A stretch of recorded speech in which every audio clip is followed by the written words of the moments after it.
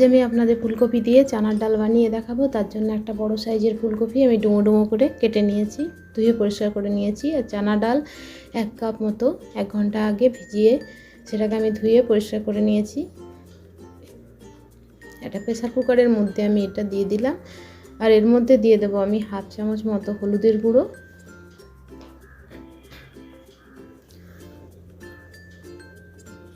1/2 চামচ মতো সাদা তেল দিয়ে দিচ্ছি,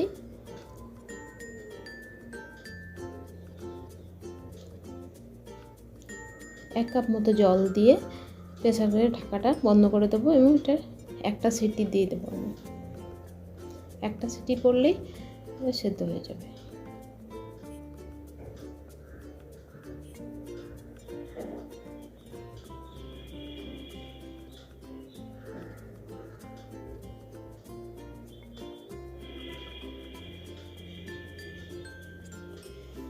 দেখুন কিছু মশলা নিয়েছি আমি এখানে, এলাইচি, দারচিনি, লবঙ্গ, গোটা জিরে, গোটা শুকনো লঙ্কা, তেজপাতা, চিনাবাদাম ভাজা, আর নিয়েছি আমি নারকেল কুচি, কিশমিশ, কাঁচা পাকা লঙ্কা চিড়ে রেখেছি, আদা কুচি, রসুনের কুচি, একটা বড় সাইজের পেঁয়াজ কুচি করে নিয়েছি, আর একটা বড় সাইজের টমেটো কুচি করে নিয়েছি। 1 চামচ হলুদ গুঁড়ো, 1 চামচ লঙ্কার গুঁড়ো, আর 2 চামচ মতো ধনিয়ার গুঁড়ো। আসুন রান্নাটা করা যাক।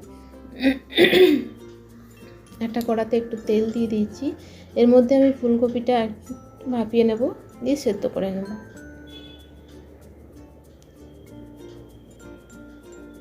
এর অল্প একটু হলুদ দিয়ে দিলাম, এবার ভালোভাবে হলুদটা একটু মিশিয়ে দিচ্ছি হলুদে, এতে করে ফুলকপিটা ভাজাও হয়ে যাবে এবং অল্প একটু সেদ্ধও হয়ে যাবে। এবার এটাকে আমি ঢাকা দিয়ে রেখে দিচ্ছি।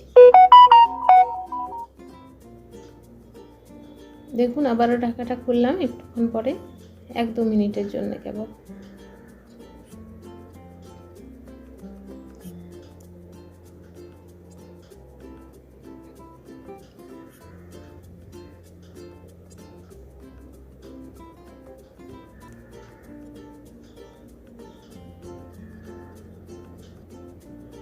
দেখুন ফুলকপিটা সুন্দর ভাজা হয়ে গেছে। এবার আমি এগুলো একটু পাত্রে তুলে রেখে নিচ্ছি।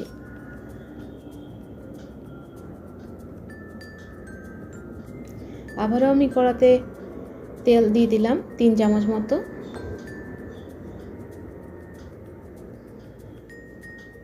দিয়ে দিচ্ছি যে খাড়া মশলাগুলো ছিল, শুকনো লঙ্কা, এলাইচি, দারচিনি এবং লবঙ্গ আর তেজপাতা, এগুলো দিয়ে দিলাম। এর মধ্যে গোটা জিরেটাও দিয়ে দিচ্ছি।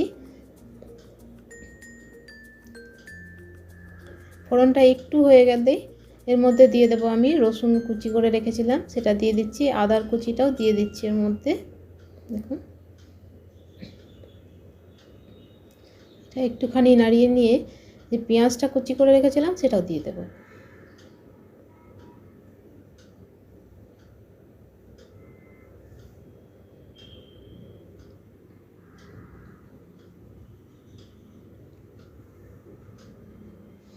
পেঁয়াজটা অল্প একটু ভেজে নেব, একটু গোল্ডেন ব্রাউন হয়ে যাওয়া পর্যন্ত।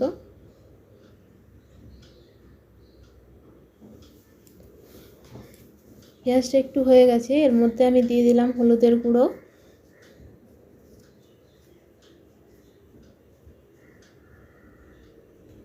আর দিয়ে দিচ্ছি ধনিয়া পাউডার 2 চামচ মতো, আর দিচ্ছি লাল লঙ্কার গুঁড়ো 8 চামচ। এবার সমস্ত মশলাগুলো দিয়ে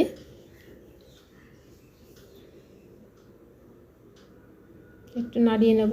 প্রয়োজন পড়লে অল্প একটু জল দিয়েও নাড়িয়ে নিতে পারেন, কারণ মশলাটা যাতে পুড়ে না যায়। আরও দুটো ইনগ্রেডিয়েন্টস বাকি আছে, আপনারা পুরো ভিডিওটা দেখতে থাকুন। দিয়ে দিচ্ছি এর মধ্যে কিশমিশ, ভেজে রাখা চিনাবাদাম। আচ্ছা চিনাবাদামটা যদি কাঁচা থাকে তাহলে আপনারা এটা তেলের সঙ্গেই দেবেন। আর দিয়ে দিচ্ছি নারকেল কুচি, এগুলো দিয়েও একটুখানি ভেজে নেব। একটু ভাজা ভাজা হলে এতে স্বাদটাও ভালো লাগবে। দিয়ে দিচ্ছি টমেটো কুচি, টমেটোটা দিয়ে একটু ভালোভাবে মশলাটা মাখিয়ে নিচ্ছি। এবার এর মধ্যে আমি দিয়ে দেব পরিমাণ মতো লবণ। লবণ দিলে টমেটোটা তাড়াতাড়ি নরম হয়ে যাবে।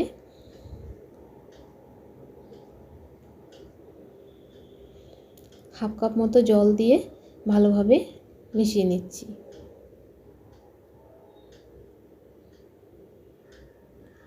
ভালোভাবে মিশিয়ে নিয়ে আমি এটা ঢেকে রেখে দেব 1 থেকে 1.5 মিনিটের জন্য।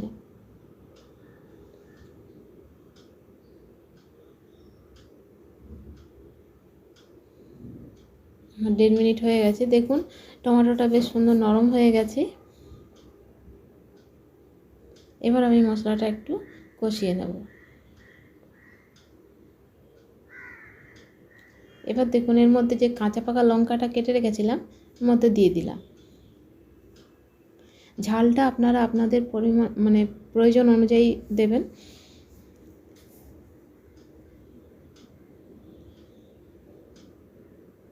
এবার যে ডালটা সেদ্ধ করে রেখেছিলাম সেটা দিয়ে দিচ্ছি আমি মশলার সঙ্গে। আমি না ডালটা কিছুটা পরিমাণ দিলাম, এটা দিয়ে একটুখানি মশলার সঙ্গে কষিয়ে নেব, পরে বাকি অংশটা দিয়ে দেব। দেখুন বাকিটা দিয়ে দিলাম। এবার আমি ভালোভাবে এটা নাড়িয়ে নিচ্ছি।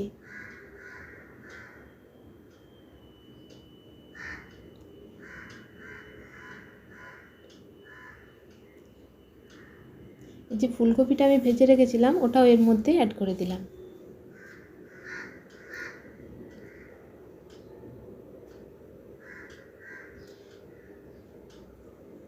এইভাবে ডাল রান্না করে দেখবেন, দুর্দান্ত হয় খেতে, খুবই ভালো লাগে খেতে। আপনারা একবার বানিয়ে দেখবেন।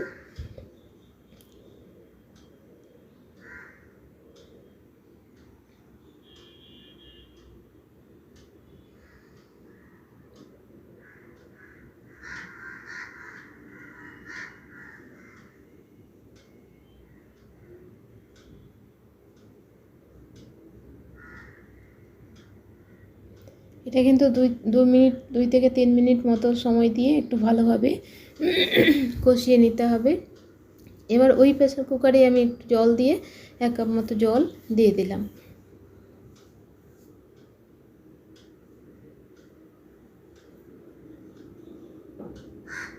এবার আমি এটার মধ্যে ঢেকে দেব।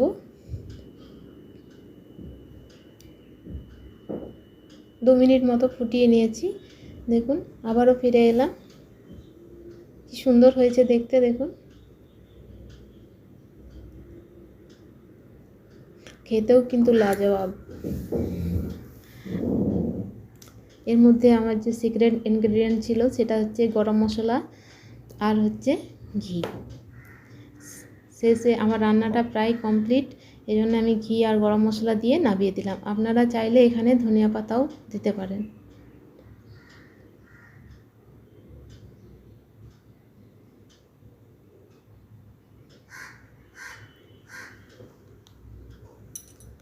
আমার রান্নাটা কমপ্লিট হয়ে গেছে। আমি একটা সার্ভিং বাউলে আমি সার্ভ করে নিচ্ছি। দেখুন কি সুন্দর হয়েছে।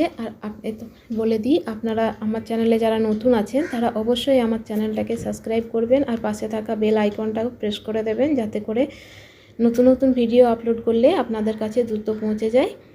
আমার রান্নাটা কেমন হয়েছে আপনারা অবশ্যই কমেন্ট করে জানাবেন। দেখুন আমি উপর থেকে কিছু ধনিয়া পাতা গার্নিশিং করে দিলাম আর একটু কাঁচা পাকা লঙ্কা উপর থেকে সাজিয়ে দিলাম। এই রেসিপিটা আপনাদের কেমন লাগলো অবশ্যই কমেন্ট করে জানাবেন। আর আপনারা অবশ্যই একবার বাড়িতে বানিয়ে দেখবেন কেমন হয়। দেখা হচ্ছে পরের ভিডিওতে। ধন্যবাদ।